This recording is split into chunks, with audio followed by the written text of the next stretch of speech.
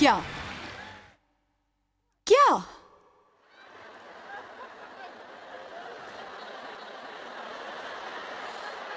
क्या आपको नहीं लगता आप सभी के पास ऐसा एक है? बाइबल के अनुसार हमारी रक्षा करने के लिए फरिश्ते होते हैं, पर मुझे विश्वास है कि हाँ, हमारा दुश्मन शैतान भी शायद हमारे पीछे एक दो दुष्ट आत्माएं भेजता है। मेरे ख्याल से वो हमारे आसपास रहता है, हमारे जीवन में घुसने के मौके की तलाश में। हम जानते हैं कि उसे हमसे झूठ बोलना पसंद है। क्या कोई जानता है कि शैतान एक झूठा है? फिर भी सोचिए हम कितने झूठों पर विश्वास करते हैं, चाहे हमें पता होता है कि वो झूठा है। मैं कभी उन औरतों को नहीं भूलती जो रोते हुए मेरे पास आई थी। ओह, मैं बहुत परेशान हूँ जॉयस। मैंने पूछा क्या बात है? उसने कहा शैतान मुझसे झूठ बोल रहा है इसलिए मैं परेशान हूँ। मैंने पूछा शैतान आपसे झूठ बोल रहा है? हाँ, और आप परेशान हैं, पर आप जानती हैं कि वो सब झूठ है। और ये सुनकर अचानक उसकी आंखें खुल गई। ओह, कई बार एक तस्वीर 1000 शब्दों से बेहतर समझा सकती है। आप जानते हैं इस सप्ताह की सभाएं हैं मन, मुंह, मनोदशा और रुख पर। और मुझे खुशी हो रही है आज शुरुआत करके मन पर एक शिक्षा के द्वारा। इसलिए आज मैं सिखाने वाली हूं मन के बारे में। मन मन मन। तुझे नहीं लगता तो मन रूपी युद्ध के मैदान के बारे में बहुत सिखाती है?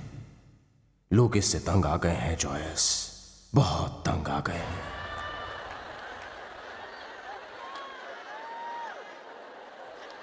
बेशक मैं मन के बारे में बहुत सिखाती हूं, पर असल में हमारी सभी समस्याएं वहीं से आरंभ होती हैं। इसलिए मुझे ये सूझा कि उसी विषय पर परमेश्वर चाहते थे मैं सिखाऊं। याद रखिए, हमें इस तरह की बातों पर बिल्कुल भी ध्यान नहीं देना चाहिए, क्योंकि हम जानते हैं कि शैतान झूठा है, बिल्कुल झूठा। सचमुच जॉयस? क्या तू सचमुच समझती है कि लोग इस संदेश से कुछ सीखने वाले हैं? तू पूरी पगली है। ओह, मैं सचमुच आशा करती हूँ कि वो मुझे और मेरे संदेश दोनों को पसंद करेंगे, पर अब मुझे भी थोड़ा सा शक होने लगा है। ओह, पर फिर भी चलिए कोशिश करती हूँ। परमेश्वर की महिमा हो। आज मैं जी आपको परमेश्वर का वचन बताऊंगी। मुझे विश्वास है कि आपको आजादी मिलेगी। तूने ध्यान दिया है कि अभी तुझे ये शिक्षा आरंभ किए 4 मिनट ही हुए हैं और 3 लोग निकल भी गए हैं। वो वहां बैठे 2 लोग पहले से ही सो गए हैं। एक बात और, तूने जो पोशाक पहनी है बहुत ही घटिया दिख रही है।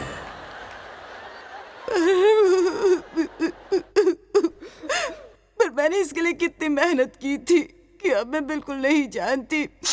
एक मिनट रुको, मुझे रिवाइंड करके दोबारा ये सभा आरंभ करनी चाहिए। कितने सहमत है कि हमें फिर से शुरुआत करनी चाहिए और शैतान को उसकी औकात दिखानी चाहिए? आमीन। जैसे कि मैंने कहा था, आज मैं सिखाने वाली हूं मन के बारे में। मन मन मन। तुझे नहीं लगता तो मन रूपी युद्ध के मैदान के बारे में बहुत सिखाती है? नहीं, बिल्कुल नहीं। लोग इससे तंग आ गए हैं जॉयस। नहीं, बहुत तंग आ गए हैं। नहीं, बिल्कुल भी नहीं, क्योंकि मन हमारी सबसे बड़ी समस्या है। मन एक युद्ध का मैदान है और हम जो सोचते हैं वही बोलते हैं, और हम जो बोलते हैं एक रुख बन जाता है, और हमारे रुख बनते हैं हमारी मनोदशा। इस सप्ताह में मन, मुंह, मनोदशा और रुख के बारे में सिखा रही हूँ, और अब मैं मन के बारे में सिखाऊंगी। यदि तू नहीं गया तो तुझे भी सिखा दूंगी।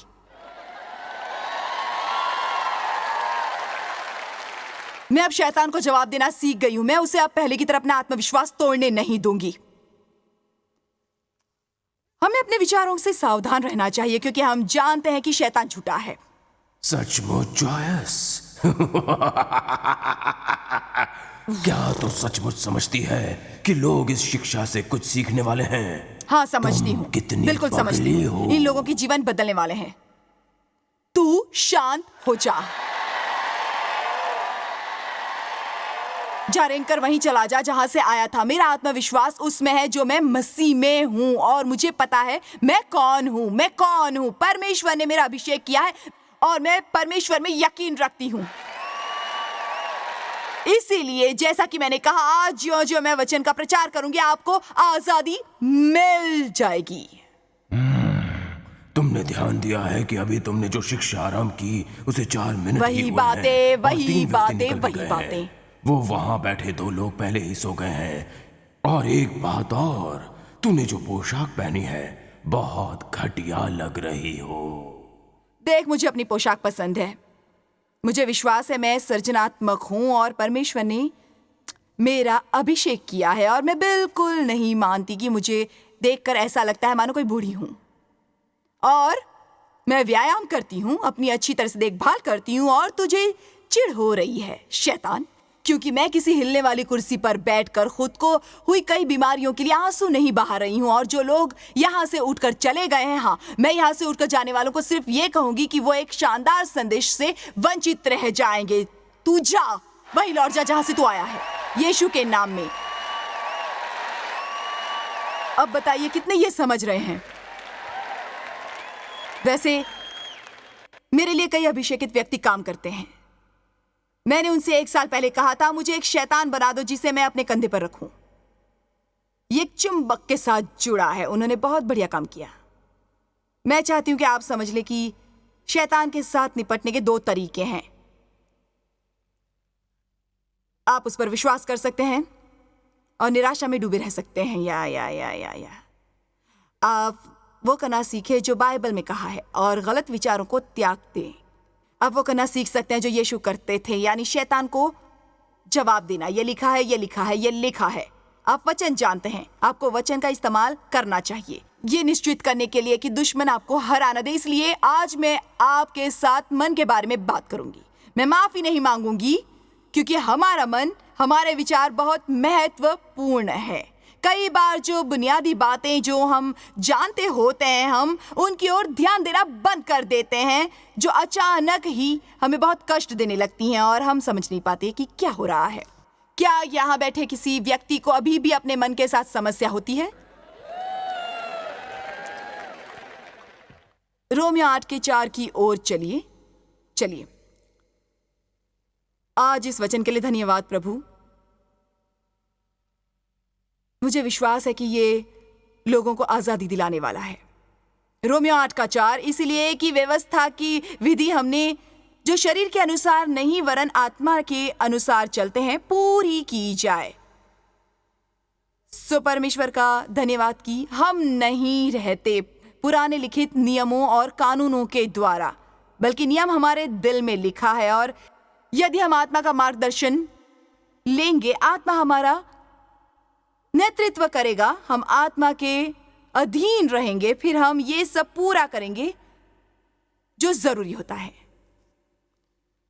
हमारे जीवन शरीर के हुक्म और कानूनों के अधीन नहीं होने चाहिए, बल्कि उन्हें अधीन होना चाहिए पवित्र आत्मा के। हमें आत्मा द्वारा चलना चाहिए, हमें शरीर के अधीन होकर नहीं रहना है। हम पर काबू होना चाहिए आत्मा का। इसका यह अर्थ नहीं कि शरीर कभी हमसे बात नहीं करेगा, दबाव नहीं डालेगा, हमें पद से हटाने की कोशिश नहीं करेगा। शैतान हमारे मन का इस्तेमाल करेगा। हमारा मन हमारे शब्द बनेंगे, हमारे विचार और हमारे शब्द हमारा रुख बन जाते हैं। हमारा रुख हमारी मनोदशा बनती है, और हमें पता चलने से पहले ही हम बड़ी समस्या में होते हैं। यही शैतान चाहता है, ये निश्चित करने की कि अपने मनों को रखे ऐसे हालात में जिनसे नया जीवन प्राप्त हो। क्योंकि जो शरीर अनुसार चलते हैं वो उसकी कामी इच्छाओं के अधीन होते हैं। वे अपना ध्यान उन वस्तुओं पर लगाते हैं और उन्हें तलाशते हैं जो शारीरिक होती हैं। सीधी सी बात है। इस तरह होता है कि आप शरीर द्वारा चलते हैं क्योंकि आपका मन लगा होता है शरीर और शारीरिक चीजों पर, और जो आत्मा द्वारा चलते हैं और आत्मा की इच्छाओं के अधीन रहते हैं तो अपना मन उन चीजों पर लगाते हैं और उन्हें खोजते हैं जो पवित्र आत्मा को प्रसन्न करती हैं। इसीलिए मैंने 3 या 4 साल पहले ये कहना आरंभ किया, जहां मन जाता है मनुष्य पीछे पीछे जाएगा। जिस तरफ आपका मन जाएगा आप उसके पीछे जाएंगे, उसी दिशा में। पर जॉयस, मेरा अपने विचारों पर कोई काबू नहीं है। आप काबू कर सकते हैं, सचमुच कर सकते हैं। आपको इस बारे में सोचना है कि आप क्या सोचते हैं। आपको उसके बारे में थोड़ी कोशिश करनी आरंभ करनी है, और इस इंतजार में नहीं बैठना कि हर बार कोई चमत्कार होगा। आपको उन गलत विचारों को त्यागना आरंभ करना होगा और अपने को सही सोचना सिखाना है। आपको इस ओर ध्यान देना है कि क्या चल रहा है आपके जीवन में। जिस तरह के मनुष्य के विचार होते हैं वैसा वो स्वयं होता है। यदि हम अपने विचारों पर काबू करेंगे तो हमारा अपने आनंद, अपनी शांति पर काबू होगा और हम काबू करेंगे अपने बहुत सारे हालातों पर। देखिए, मैं ये नहीं कह रही कि सुविचारों से आप जीवन के हर हालात पर काबू कर सकते हैं, पर मेरे ख्याल से बहुत बार कोई समस्या होने पर हम उसके बारे में जिस तरह सोचना और बोलना आरंभ करते हैं वो उसे और बढ़ा देता है। अचानक जो बात पहले इतनी बड़ी समस्या नहीं थी हमारे लिए जटिल समस्या बन जाती है, क्योंकि हमें उसके बारे में सोचना बिल्कुल भी नहीं आता सही तरीके से। क्या कोई आमीन कहेगा? आमीन। पर जॉस, मैं लाचार हूं। मैं अपने विचारों पर बिल्कुल काबू नहीं कर सकता। मैं उनके सामने विवश हूं। मुझे ये करना कठिन लगता है। मैं मजबूर हूं। मुझसे ये बिल्कुल नहीं होता। 2 तीमुथियुस 1:7 के अनुसार, क्योंकि परमेश्वर ने हमें भय नहीं पर सामर्थ्य और प्रेम और संयम की आत्मा दी है। एक संतुलित मन, अनुशासन की भावना और आत्मसंयम। परमेश्वर ने हमें एक स्थिर मन दिया है। उन्होंने हमें डर की आत्मा नहीं दी ताकि हम डरे सहमे रहें और झुक जाएं दुश्मन के सामने या उन झूठों के सामने जो वो हमें बताने की कोशिश करता है, बल्कि हमारे पास अनुशासन और आत्मसंयम की भावना होती है। आपके पास आत्मसंयम और अनुशासन है। आइंदा कभी ये मत कहना मेरा अपने पर काबू नहीं है।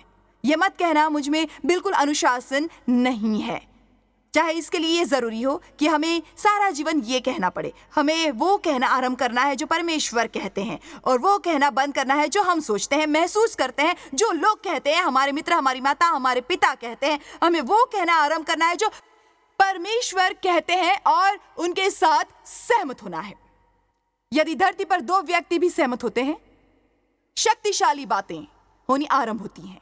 पवित्र आत्मा यहाँ इस धरती पर है और मैंने ये जाना है कि यदि मैं उनके साथ सहमत होती हूँ फिर मैं पूर्ण होते देख सकती हूँ परमेश्वर की अपने जीवन के लिए योजना को। पर हमें ये नहीं करना है सप्ताह में एक बार या रविवार की सुबह जब हम सचमुच आत्मिक महसूस करते हैं ये ऐसा काम होना चाहिए जो हम करते रहें। मेरे ख्याल से विश्वास की भली लड़ाई लड़ने का ये तरीका है। लड़ाई तो होती है, शैतान इतनी आसानी से हार नहीं मानता। अभी भी कुछ मौके आते हैं, थोड़े बहुत मौके, पर मेरे साथ अभी भी ये हो सकता है जब मैंने प्रचार करना आरंभ किया होता है और शायद पिछली कतार में बैठे 5 व्यक्ति उठकर चले जाते हैं। सबसे पहली बात जो आपके सिर पर बैठी दुष्ट आत्मा कहती है, तूने ऐसा कुछ कहा जो उन्हें अच्छा नहीं लगा, इसीलिए वो चले गए।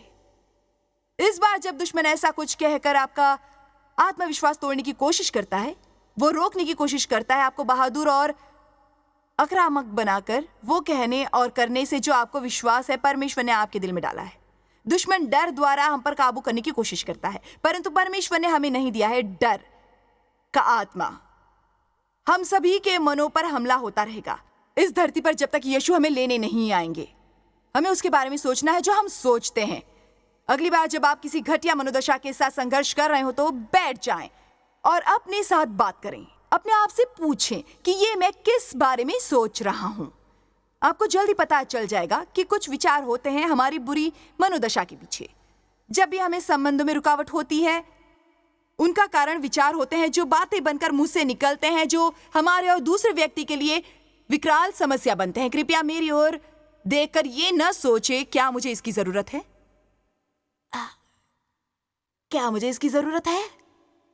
शर्ते आपको इसकी जरूरत है। यदि आपको ये पसंद नहीं है तो मैं अपने लिए ये प्रचार करूंगी। कोलोसियों 3:1-2 मुझे ये वचन पसंद है और आज मैं उनके बारे में थोड़ा सिखाना चाहती हूँ। मेरे विचार से आप में से कुछ के लिए वो सुनना है जो मिनटों में इस वचन के बारे में बताने वाली हूँ। एक कारण हो सकता है आपके द्वारा यात्रा करके यहाँ आने का इस सप्ताह। तो जब तुम मसीह के साथ जिलाए गए तो स्वर्गीय वस्तुओं की खोज में रहो जहां मसीह वर्तमान है और परमेश्वर के दाहिनी ओर बैठा हुआ है। मैं नहीं जानती कि इसका अर्थ यह है कि हमें दिन भर बैठे रहना है और सोचते रहना है स्वर्ग के बारे में, सोने की सड़कों और मोती जड़ित द्वारों के बारे में, महिमा के बादलों के बारे में और एक तारा बजाते हुए स्वर्गदूत इत्यादि के बारे में। हमें बल्कि सोचना है उस जीवन के बारे में जो हमें दिलाने के लिए यीशु मरे थे। उन्होंने हमें मुक्ति दिलाने के लिए जो मूल्य चुकाया, उन्होंने जो मूल्य चुकाया ताकि हम अपने जीवन का आनंद उठा सकें और शांत रह सकें, चाहे हमारे आसपास जो भी हो रहा हो। आशा करना हर हालात में और अपने आप को पसंद करना, चाहे अन्य लोगों ने जो भी कहा हो या आज भी कहते हो, चाहे हम अपनी पहचान के लोगों के समक्ष कुछ भी ना हो, परंतु हम परमेश्वर द्वारा आशीष प्राप्त व्यक्ति हो सकते हैं जिन्हें कुछ अलग और अनोखा करने का बुलावा हो, और परमेश्वर का धन्यवाद कि हमें वो बनने की आजादी है जो हम बनना चाहते हैं। आइए अब अगली आयत देखते हैं, आयत 2। स्वर्गीय वस्तुओं पर ध्यान लगाओ, स्वर्गीय वस्तुओं पर ध्यान लगाओ, स्वर्गीय वस्तुओं पर ध्यान लगाओ। पृथ्वी पर की नहीं परंतु स्वर्गीय वस्तुओं, गहरी बातों पर ध्यान लगाओ।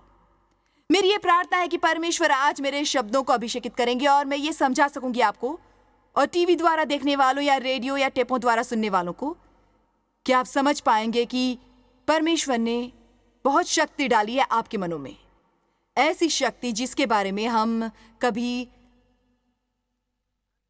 कल्पना भी नहीं कर सकते कि कैसे उस शक्ति का इस्तेमाल करें ताकि हम उपलब्धियां प्राप्त कर सकें और कामयाब हो सकें। कुछ रचने की काबिलियत जो हमारे अंदर है, वो काम जो एक व्यक्ति कर सकता है यदि वो सही तरीके से सोचना सीख ले। आपका मन इतना शक्तिशाली है कि यदि आप कभी परमेश्वर के साथ सहमत होंगे और इतना ही नहीं फैसला कर लेंगे, यही अर्थ होता है मन दृढ़ करने का। आप ये उत्तम फैसला करते हैं, आप ये निश्चय करते हैं कि परमेश्वर ने जिसके बारे में कहा है कि कोई भी वो ले सकता है, आप ही वो मनुष्य बनेंगे जो वो प्राप्त करने वाला है। कईयों को उपलब्धि मिल रही है। कई बार हमें अपने हाल पर आंसू बहाना अच्छा लगता है। ये क्या हो गया? मुझे नहीं लगता मेरे साथ कभी अच्छा होगा। मेरा बचपन बहुत गुजरा और मेरा जन्म समाज के निचले तबके में हुआ था। मुझे कॉलेज जाने का मौका नहीं मिला और मेरे माता पिता ने मेरे साथ दुर्व्यवहार किया। पहले ही मेरे 3 विवाह सफल हो गए हैं और मैं बुरी तरह से कर्ज में डूबी हुई हूँ। अपने कष्टों के बारे में बोलना बंद कर दो और उनके हल के बारे में बोलना आरंभ करो जो परमेश्वर के वचन में है।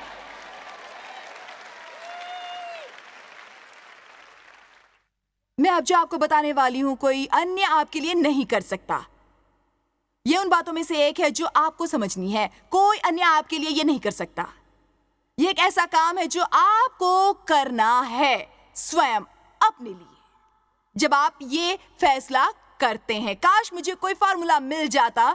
मैंने परमेश्वर से कहा है कि मुझे दिखाए कि मैं क्या करूं, मैं लोगों को कैसे समझाऊं कि यदि वे सिर्फ ये फैसला करेंगे कि वो किसी चीज से भी विजयी हो सकते हैं, कि वो सब कुछ कर सकते हैं जो आप उनसे कहते हैं। हम सब नहीं कर सकते जो वो चाहते हैं, पर वो कर सकते हैं जो परमेश्वर हमें करने को कहते हैं। हम अपने सामने आने वाली हर चुनौती का सामना कर सकते हैं मसीह के द्वारा जो हमें शक्ति देते हैं।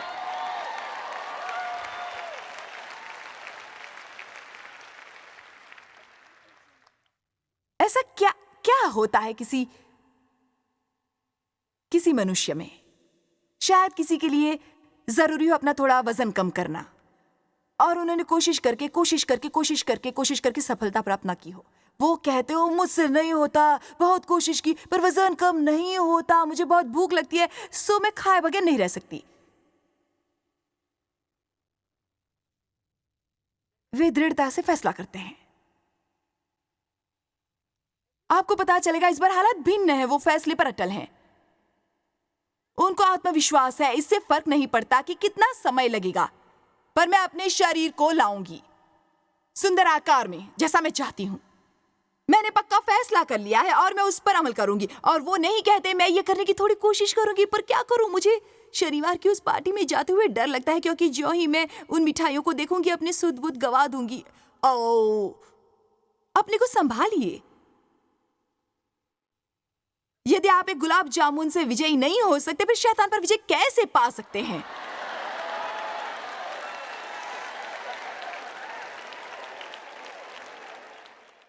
वैसे सच कहूं, मैं जब भी समोसे बर्फी देखती हूँ, मुझे कम से कम 1 दर्जन खाने होते। ये जरूरी नहीं है आप इसलिए 1 दर्जन खाते हैं क्योंकि आपने सोच रखा है कि आपको 1 दर्जन खाने हैं। मेरी एक बात याद रखिए, यदि आप ये फैसला करेंगे कि आप वजन कम करके रहेंगे और ये समझेंगे कि ये रातों रात नहीं हो जाएगा, और यही उस लड़ाई का बड़ा हिस्सा होता है। हर कोई 2 दिनों तक दृढ़ रहता है, फिर जैसे ही सामने कोई समस्या आती है, अचानक ही वो मैं आपको रोते हुए नहीं देख सकती। आप यहां से जाएंगी एक विजेता की तरह, नाकारा की तरह नहीं। कुछ बातों के बारे में आप में से कईयों को दृढ़ फैसला करना है। आपको फैसला करना है और इसी वक्त करना है। मैं कर्ज से मुक्त होकर रहूंगा, मैं अपना वजन कम करके रहूंगा, मैं अपना घर व्यवस्थित करके रहूंगा, मैं सीखना आरंभ करूंगा। इसी वक्त परमेश्वर का वचन, मैं स्वयं को अनुशासित करूंगा प्रार्थना करके, और परमेश्वर के साथ समय गुजारने के लिए मैंने फैसला कर लिया है कि यीशु मुझे जो दिलवाने के लिए मरे, वो मैं सब हासिल करके ही रहूंगा, चाहे कुछ भी हो जाए। पर यदि रुकिए, सिर्फ शोर मचाने से कुछ हासिल नहीं होगा। उसमें बहुत मेहनत लगती है। अपने शरीर को कुछ कष्ट सहन करने के लिए तैयार रहना पड़ेगा। कुछ देर भूखे रहने से आप मर नहीं जाएंगे। आप मरेंगे नहीं यदि हाथ पांव में दर्द होता तो। आप काम के बोझ से मरेंगे नहीं यदि अपने घर की सफाई करेंगे। ये सच है। जॉयस, मैं इसलिए यहां नहीं आए कि आप घर साफ करने के लिए मुझ पर चिल्लाएं, पर याद रखिए, यदि हमारे आसपास हर चीज बुरे हाल में है, फिर ये इस बात की निशानी है कि कोई अन्य चीज बुरे हाल में है, कि हमारा जीवन बुरे हाल में है।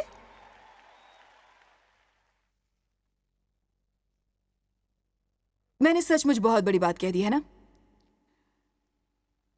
दृढ़ किए मन से ज्यादा लाभदायक कुछ नहीं होता। आज आप फैसला कर लें कि आप अपने जीवन में कुछ करके दिखाएंगे। आप फैसला कर लें कि जब आप बूढ़े होंगे, आपके पास अपने बीते दिनों के बारे में पश्चाताप करने का कोई कारण नहीं होगा।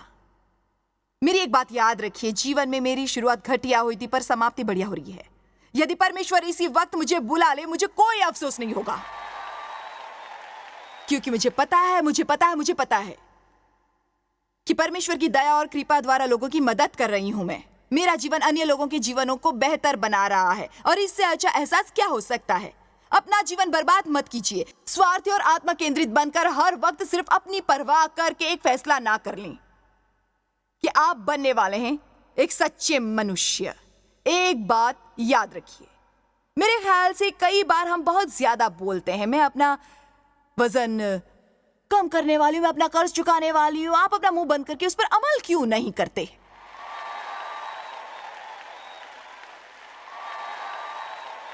माफ कीजिए, मेरी जुबान थोड़ी फिसल गई। पर क्या यह सच नहीं है? हम हर वक्त उसके बारे में बिना थके बोलते रहते जो हम करने वाले हैं, पर कुछ करते नहीं हैं। मेरा मानना है कि कई बार यदि हम बात को परमेश्वर और अपने बीच में रहने दें, तो उससे ज्यादा शक्ति होगी। हमें इंतजार करना चाहिए कि कोई हमसे कहे कि सचमुच बदलाव दिख रहा है। कितनों के जीवन में ऐसा कुछ है जिसके बारे में उन्हें फैसले करने की जरूरत है, चाहे वो आपके आत्मा छवि ही क्यों ना हो। हाँ, क्या कोई है जो थक गया है असुरक्षित रहकर, आत्मविश्वास के बगैर? उनकी भावनाएं घायल होती हैं हर छोटी छोटी बात के लिए, और वो जल्द नाराज हो जाते हैं। क्या कोई इनसे परेशान है? यदि ये सच है, फिर आपको तुरंत फैसला करना है। मैं मसीह में परमेश्वर के धर्म के बारे में हर मुमकिन किताब पढ़ने वाली हूँ। मैं ये अध्ययन करूंगी कि मैं परमेश्वर की संतान हूँ। मैं परमेश्वर के प्रेम का अध्ययन करूंगी। मैं आत्मविश्वास के बारे में अध्ययन करूंगी जब तक वो प्राप्त नहीं कर लेती। हम अक्सर क्या करते हैं, हम एक विषय से दूसरे, दूसरे से तीसरे की ओर कूदते रहते हैं। हम मसीह में आत्मविश्वास के बारे में एक संदेश सुनते हैं। जी हाँ, मैं समझ गई। प्रभु की महिमा, हालेलुया, मसीह में आत्मविश्वासी बनो। मेरे ख्याल से कई बार हमें उस पर डटे रहना पड़ता है। जब परमेश्वर ने मुझे ये दिखाना आरंभ किया कि मैं ये नहीं जानती कि वो मुझसे प्रेम करते हैं, मुझे ये बात तुरंत समझ में नहीं आई। मुझे 1 साल सोचना पड़ा। 1 साल तक परमेश्वर मुझसे प्रेम करते हैं, परमेश्वर मुझसे प्रेम करते हैं, परमेश्वर मुझसे प्रेम करते हैं, आप प्रेम करते हैं। मैं लिखती रहती हूँ कि परमेश्वर मुझसे प्रेम करते हैं। ये सब करने के दौरान एक दिन अचानक ये हुआ कि मैं वो जान गई, कोई अब मुझसे ये छीन नहीं सकता, क्योंकि वो मेरे दिमाग में नहीं, यहाँ अंदर है। जॉय स्माइल मिनिस्ट्रीज में आप हमारे लिए कितने अहम हैं, इसका आपको अंदाजा नहीं। हम आपके आभारी हैं और हम धन्यवाद करते हैं अपने सब मित्रों और सहयोगियों का कि उन्होंने इस विश्वव्यापी सेवकाई को संभव बनाया। मिलकर हम भूखों को खिला रहे हैं, गरीबों को पहना रहे हैं और कई देशों में सुसमाचार पहुंचा रहे हैं। कृपया हमसे संपर्क करें या विजिट करें jmmindia.org पर। आज ही अपनी प्रार्थना के अनुरोध बताने के लिए, हमारे साधनों के बारे में और जानकारी और जॉयस की सभाओं का शेड्यूल जानने के लिए और हमारे सहयोगी बन जाएं दुनिया भर में मसीह का प्रेम बांटने के लिए।